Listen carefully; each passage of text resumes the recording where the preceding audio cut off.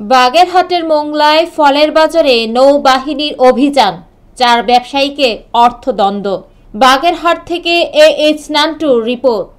বাগেরহাটের মোংলায় রমজান উপলক্ষে ফলের বাজার নিয়ন্ত্রণে নৌবাহিনীর সহায়তায় অভিযান চালিয়েছে ভ্রাম্যমাণ আদালত।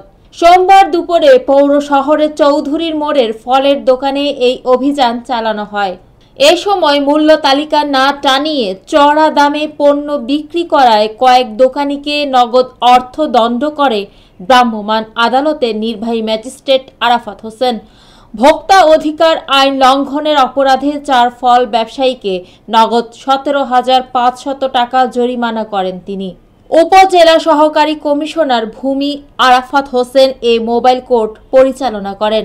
এ সময় তার সাথে ছিলেন নৌবাহিনী, পুলিশ ও স্থানীয় ব্যবসায়ী নেতারা।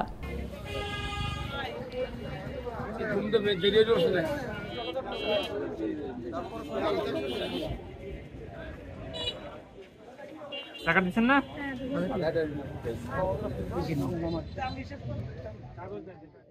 মৌমিতা তন্নি, GBC টিভি, ঢাকা।